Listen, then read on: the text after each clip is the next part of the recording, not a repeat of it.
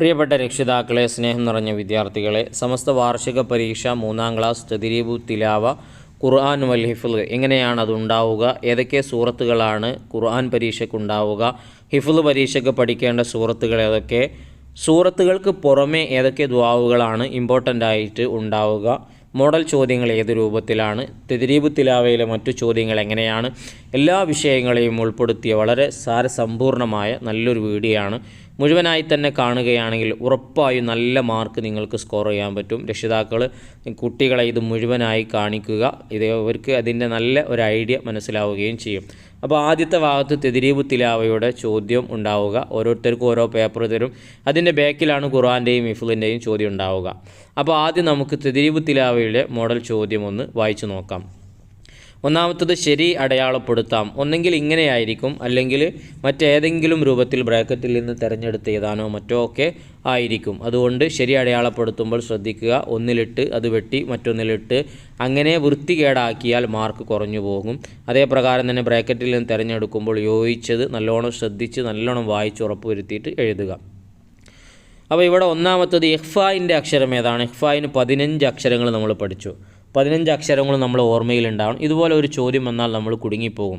അപ്പോൾ നമ്മൾ ചിലപ്പോൾ 5 പഠിച്ചു വെക്കും. 5 പഠിച്ചു വെച്ചാൽ ചിലപ്പോൾ അതിലില്ലാത്തതാണ് ചോദിച്ചതെങ്കിൽ ഇതുപോലെ വന്നു കഴിഞ്ഞാലോ ചിലപ്പോൾ നമ്മുടെ മാർക്ക് നഷ്ടപ്പെട്ടു പോകും. അതുകൊണ്ട് 15 അക്ഷരങ്ങൾ നമ്മുടെ ഓർമ്മയിലുണ്ടാവണം. ഇവിടെ അലിഫുണ്ട്, ഫാ ഉണ്ട്, ലാമുണ്ട്. അലിഫിൻ്റെ മുകളിൽ ഒരു അംസ നിങ്ങൾക്ക് കാണാം. അപ്പോൾ അംസ എന്നുള്ളത് അലിക്കിൻ്റെ അക്ഷരമാണ്, അപ്പോൾ അത് യോജിച്ചതല്ല. പിന്നെ ലാമ് എന്നുള്ളത് സാക്കിനായ നൂൻ്റെയും തന്മീന് ശേഷം ലാമ് വന്നു കഴിഞ്ഞാൽ നിങ്ങൾക്കറിയാലോ ഇദ്ഗാമും ബിലാവുന്നെയാണ്. അപ്പോൾ ഫ ആണ് യോജിച്ചത്. അപ്പോൾ സാക്കിനായ സുക്കൂനുള്ള നൂനിൻ്റെയോ തന്മീനിൻ്റെയോ ശേഷം ഇഖ്ഫായിൻ്റെ 15 അക്ഷരത്തിൽ നിന്നുള്ള ഒന്ന് അഥവാ ഫ വന്നു കഴിഞ്ഞാൽ എന്താണ് ചെയ്യേണ്ടത്? മണിച്ച് ആ നൂനിനെയും അതുപോലെ തന്നെ തൻവീനെയൊക്കെ നമ്മൾ ഇഖ്ഫായിൻ്റെ അക്ഷരത്തിൽ കൊണ്ടുവന്ന് ലയിപ്പിച്ച് ഉന്നത്ത് നൽകി ഉച്ചരിക്കുകയാണ് ചെയ്യുക. അപ്പോൾ അതൊക്കെ കൃത്യമായി നമ്മൾ പഠിച്ചിരിക്കണം. എന്താണ് ചെയ്യേണ്ടതെന്നൊക്കെ ചോദിച്ചു കഴിഞ്ഞാൽ നമുക്ക് എഴുതാൻ കഴിയണം. ഇനി രണ്ടാമത്തത് സുക്കൂനുള്ള നൂനിനും തൻവീനും ശേഷം ലാമ് റാവ് വന്നു കഴിഞ്ഞാൽ അപ്പോൾ ഏതാണ് ഇദ്ഗാമും ബിലാവുന്നെയാണ് അവിടെ യോജിച്ചത്. കാരണം മണിക്കാതെ ഓതുകയാണ്. അപ്പം മണിക്കുന്നത് വേറെയുണ്ട്. നൗമി എന്നുള്ള അക്ഷരം വന്നു കഴിഞ്ഞാൽ നമ്മൾ മണിച്ചോദനം എന്ന് പറഞ്ഞാൽ നൗമി എന്നുള്ളതിലെ നൂന്, വാവ്, യാ, മീമ് ഈ അക്ഷരങ്ങളാണ് വന്നതെങ്കിൽ നമ്മൾ മണിക്കും. അല്ലെങ്കിൽ മണിക്കാതെ നമ്മൾ ഇദ്ഗാമും ബിലാവുന്ന ആക്കിയിട്ട് ഓതും. ഇനി 6 അക്ഷരങ്ങൾ കൊടുത്തിട്ടുണ്ട്. നമുക്ക് എളുപ്പമാണത്. ഹുറൂഫുൽ ഹൽക്കാണ്, തൊണ്ടയിൽ നിന്ന് പുറപ്പെടുന്ന അക്ഷരങ്ങളാണ്. പിന്നെ നാലാമത്തത് ഇഖ്ലാബിൻ്റെ ഉദാഹരണമാണ്. ഇതിലേതാണ് ഇഖ്ലാബിൻ്റെ ഉദാഹരണമായി വരുന്നത്? മൈ യഖാഫു അതല്ല, നൂനിന് ശേഷം യാ, അത് ഇഖ്ഫ ആണ്. അലീമും ബിമാ, അപ്പോൾ അതാണ് ഇഖ്ലാബിൻ്റെ ഉദാഹരണമായി വന്നിട്ടുള്ളത്. മിൻ അസലിൻ എന്നുള്ളത് ഇൽഹാറാണ്. കാരണം നൂനിന് ശേഷം ഹൽക്കിൻ്റെ അക്ഷരമാണ്, മണിക്കാൻ പാടില്ല. ഉള്ളതുപോലെ തന്നെ ഓതുകയാണല്ലോ ചെയ്യേണ്ടത്. അപ്പോൾ ഇവിടെ ഇഖ്ഫായിൻ്റെ ഉദാഹരണം, ഇഖ്ലാബിൻ്റെ ഉദാഹരണമായി വന്നിട്ടുള്ളത് അലീമും ബിമാ. ആ തൻവീനെ ബ ആക്കി മറിച്ച് മണിക്കുകയാണ് നമ്മൾ ചെയ്യുന്നത്. അപ്പോൾ ഈ വിഷയങ്ങൾ പ്രത്യേകം നോട്ട് ചെയ്യുക. ഇനി രണ്ടാമത്തതിലേക്ക് യോജിപ്പിക്കാം എന്ന ചോദ്യമാണ്. ഇവിടെ ഇദ്ഗാമും ബിഉന്ന ഏതാണ്? അഥവാ സാക്കിനായ നൂനും തൻവീനും ശേഷം നൗമി എന്നുള്ളതിലെ അക്ഷരം വന്നിട്ടുള്ളത് ഏതാണ്? നിങ്ങളൊന്ന് നോക്കൂ. നഫ്സി കുല്ലു നഫ്സിം മഅഹ, അതാണ് യോജിച്ചിട്ടുള്ളത്. ഇനി ഇൽഹാർ ഏതാണ്? അഥവാ സാക്കിനായ നൂനിന് തൻവീന് ശേഷം ഹൽക്കിൻ്റെ അക്ഷരം വന്നാലല്ലേ ഇൽഹാർ വരുന്നത്. അപ്പോൾ അലീമൻ ഹക്കീമ, മണിക്കാതെ ഹലീമൻ ഹക്കീമ എന്ന് മണിക്കാൻ പാടില്ല. കാരണം ഹ എന്നുള്ളത് ഹൽക്കിൻ്റെ അക്ഷരമാണ്. ഇനി ഉന്നത്ത് ഏതാണ്? വന്നജ്മു എന്നതാണ്. ഇനി അടുത്ത് ഇഖ്ഫാ, സാക്കിനായ നൂന് തൻവീന് ശേഷം 15 അക്ഷരത്തിൽ നിന്നുള്ള ഏതെങ്കിലും ഒന്ന് വന്നത് ഷൈഇൻ ഖദീർ എന്നുള്ളതാണ്. ഇനി ഇദ്ഗാമും ബിലാ ഉന്ന, ഒരിക്കലും നമ്മൾ മണിക്കാൻ പാടില്ല. സാക്കിനായ നൂന് തൻവീന് ശേഷം ലാമ് റാ വന്നാലാണ് ഇദ്ഗാമും ബിഉന്ന. അതേതാണ്? തവ്വാബുർ റഹീം എന്നുള്ളതാണ്. അപ്പോൾ ഈ ഒരു രൂപത്തിൽ കാര്യങ്ങളൊക്കെ കൃത്യമായി മനസ്സിലാക്കി എന്തുകൊണ്ട് മറ്റുള്ളത് വരുന്നില്ല എന്നുകൂടൊക്കെ മനസ്സിലാക്കിയിട്ട് യോജിപ്പിക്കുക. നല്ല മാർക്ക് കിട്ടുന്ന ചോദ്യങ്ങളാണ്, നഷ്ടപ്പെടുത്തി കളയരുത്. ഇനി മൂന്നാമത്തത് ഉദാഹരണത്തിലെ അക്ഷരങ്ങൾ എടുത്തെഴുതാം എന്നുള്ളതാണ്. ഇപ്പോൾ കാല റബ്ബി ഇന്നി ദഅഉതു ഖൗമി എന്നൊരു ചോദ്യമാണ്. അവിടെ ഹുറൂഫുൽ ജൗഫ് എടുത്ത് എഴുതാനാണ്. ആ ഹുറൂഫുൽ ജൗഫുകളൊക്കെ കൃത്യമായി പഠിച്ചു വെക്കുക. അതുപോലെ തന്നെ വഖദ് ഖലഖക്കും എന്നുള്ളതിൽ ഹുറൂഫുൽ ലിസാൻ നാവിനാൽ പുറപ്പെടുന്ന അക്ഷരങ്ങളുണ്ട്. അപ്പോൾ അതൊക്കെ ഒരുപാടുണ്ട്. അതൊന്നും നമ്മൾ മറന്നു പോകരുത്. കാരണം ഏതെങ്കിലും ഒരു ചോദ്യം നമുക്കതിൽ നിന്ന് പ്രതീക്ഷിക്കാവുന്നതാണ്. വന്നു കഴിഞ്ഞാൽ നമ്മളത് അറിഞ്ഞില്ലെങ്കിൽ നമ്മുടെ ഫുൾ മാർക്ക് നഷ്ടപ്പെട്ടു പോകും.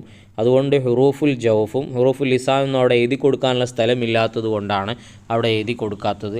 അപ്പോൾ ഏതൊക്കെയാണെന്ന് നിങ്ങളൊന്ന് നോക്കിയിട്ട് മനസ്സിലാക്കുക. നിങ്ങളുടെ ഓർമ്മയിൽ ഹുറൂഫുൽ ലിസാനും ഹുറൂഫുൽ ജൗഫൊക്കെ ഉണ്ടോ എന്നുകൂടെ ഒന്ന് പരിശോധിക്കലുമാകുമല്ലോ. അപ്പോൾ ഈ ഒരു രൂപത്തിലാണ് നമ്മൾ മോഡൽ ചോദ്യങ്ങൾ പരിചയപ്പെടുത്തിയത്. ഇനി ഖുർആനിനെ കുറിച്ച് പറയുകയാണെങ്കിൽ ഈ ഒരു വർഷം നമുക്ക് തുടങ്ങിയത് സൂറത്തുൽ മുൽക്ക് മുതലാണെന്നാണ് എൻ്റെ ഓർമ്മ. അപ്പോൾ അത് മുതൽ നിങ്ങളിപ്പോൾ എവിടെയാണോ എത്തി നിൽക്കുന്നത്, ഏത് സൂറത്തിലാണ് നിങ്ങളുള്ളത്, അതുവരെയുള്ള ഏതെങ്കിലും ഒരു സൂറത്തിൽ നിന്ന് 1, 2 അല്ലെങ്കിൽ 3, 4 ആയത്തുകളൊക്കെ ആയിരിക്കും ചോദിക്കുക. അപ്പോൾ അതുകൊണ്ട് എല്ലാ സൂറത്തിൻ്റെയും തുടക്കത്തിലുള്ള പേജിൽ നിന്നാണ് കൂടുതലും ചോദിക്കാറുള്ളത്. അപ്പോൾ അതുകൊണ്ട് ആ ഒരു ഭാഗം നമ്മൾ ശ്രദ്ധിക്കുകയാണെങ്കിൽ ഒരു പക്ഷേ വന്നു കഴിഞ്ഞാൽ നമുക്ക് സിമ്പിളായിട്ട് ഓതി കൊടുക്കാൻ കഴിയും. അല്ലെങ്കിലും ഏത് ഭാഗത്തു നിന്ന് ചോദിച്ചാലും ഓതാൻ പറ്റുന്ന പാകത്തിന് നമ്മൾ പഠിച്ചു വെച്ചാലും മതി. പിന്നെ ഖുർആനിൽ നമുക്കറിയാലോ ഈ പറഞ്ഞ നിയമങ്ങളുടെ ഒരു 2-3 ചോദ്യങ്ങളുണ്ടാവും. ഇപ്പോൾ ഹുറൂഫുൽ ലിസാൻ ശ്രദ്ധിക്കുന്നുണ്ടോ, അല്ലെങ്കിൽ ഇഖ്ഫാ ശ്രദ്ധിക്കുന്നുണ്ടോ, ഇദ്ഗാമു ബിഗുന്ന ശ്രദ്ധിക്കുന്നുണ്ടോ. അപ്പോൾ ശ്രദ്ധിക്കുന്നുണ്ടെങ്കിൽ അതിൻ്റെ നേരെ 4 മാർക്ക് 3 മാർക്ക് ഉണ്ടാവും. അപ്പോൾ അത് ശ്രദ്ധിച്ചാൽ മാത്രമേ ഉസ്താദ് ആ മാർക്ക് ഇട്ട് തരികയുള്ളൂ. അപ്പോൾ നമ്മളോട് ഓതാൻ പറഞ്ഞതിൽ താഴെ കൊടുത്തിരിക്കുന്ന ചോദ്യങ്ങൾക്കുള്ള മറുപടി ഉണ്ടാവും. അതൊക്കെ നമുക്ക് പേപ്പർ തരുമ്പോൾ തന്നെ നമ്മൾ അതൊക്കെ കൃത്യമായി മനസ്സിലാക്കി വെക്കണം. ഇങ്ങനെ ആ ഖുർആൻ എടുക്കുക, എന്നിട്ട് ആ സൂറത്ത് നോക്കുക, നോക്കിയിട്ട് ഉസ്താദ് അതിൽ പേപ്പറിൽ ഇദ്ഗാമും ബിലാവുന്ന എവിടേക്കാണ് വരുന്നത് ഒക്കെ മാർക്ക് ചെയ്യുക. ആ ഒരു ഭാഗത്തിൽ അല്പം ഉറക്കെ ഓതി കൊടുക്കുക. അപ്പോൾ ഉസ്താദിന് മനസ്സിലാവും ഇവനൊക്കെ പഠിച്ചിട്ടുണ്ട്, ഇവനിക്ക് ബിഉന്ന അറിയാം, ബിലാവുന്ന അറിയാം, ഉന്നത്തറിയാം, ഇഖ്ഫാ അറിയാം എന്നൊക്കെ മനസ്സിലാക്കി നല്ല മാർക്ക് ഉസ്താദ് ഇട്ട് തരും. അതുപോലെ തന്നെ ഹിഫ്ളിൻ്റെ സൂറത്തുകളെല്ലാം നമ്മൾ കൃത്യമായി പഠിച്ചു വെക്കണം. കഴിഞ്ഞ വർഷം എടുത്തത്, ഈ വർഷത്തിൻ്റെ തുടക്കം മുതൽ എടുത്തതും അവസാനം എടുത്ത സൂറത്തുകൾ വരെ, അവസാനത്തെ സൂറത്തുകൾ 3-4 ഇമ്പോർട്ടൻ്റ് ആണ്. അത് പ്രത്യേകം നോട്ട് ചെയ്യുക. അതിൽ നിന്നാണ് കൂടുതൽ ചോദ്യങ്ങൾ ഉണ്ടാവുക. അതിനുശേഷം ഇമ്പോർട്ടൻ്റ് ആയിട്ട് വരുന്ന മറ്റൊന്നാണ് തദ്രീബു തിലാവയിലെ പാഠഭാഗത്തിലെ അവസാനത്തിൽ വരുന്ന ഖുർആൻ മിന ദുആ മിനൽ ഖുർആനിൽ നിന്നുള്ള പ്രാർത്ഥന എന്ന് പറഞ്ഞിട്ട് കൊടുത്തിട്ടുള്ള ദുആകൾ വളരെ ഇമ്പോർട്ടൻ്റ് ആണ്. 20 മാർക്കിന് ചോദ്യമാണത്. അതുകൊണ്ട് എല്ലാം പഠിക്കാൻ കഴിയുന്നവർ അങ്ങനെ പഠിക്കുക, അല്ലാത്തവർ അരക്കൊല്ലത്തിന് ശേഷമുള്ളത് പഠിക്കുക. ഇനി അതിനും കഴിഞ്ഞില്ലെങ്കിൽ അവസാനം എടുത്ത 3 പാഠത്തിലെ ദുആകൾ പഠിക്കുക. എന്നാൽ തന്നെ നിങ്ങൾക്ക് നല്ല മാർക്ക് നേടിയെടുക്കാൻ കഴിയും. എല്ലാവർക്കും നല്ല വിജയം ഉണ്ടാവട്ടെ എന്ന് ആത്മാർത്ഥമായി ദുആ ചെയ്യുകയാണ്. വീഡിയോ ഇഷ്ടപ്പെട്ടെങ്കിൽ ഒന്ന് ലൈക്ക് ചെയ്യുക, കമൻറ്റിലൂടെ നിങ്ങളുടെ അഭിപ്രായങ്ങൾ അറിയിക്കുക. നല്ല നല്ല വീഡിയോകൾ ഇനിയും വരും. സബ്സ്ക്രൈബ് മറക്കരുത്. ഇൻഷാ അല്ലാഹ് എല്ലാവർക്കും വിജയമുണ്ടാവട്ടെ. ആമീൻ.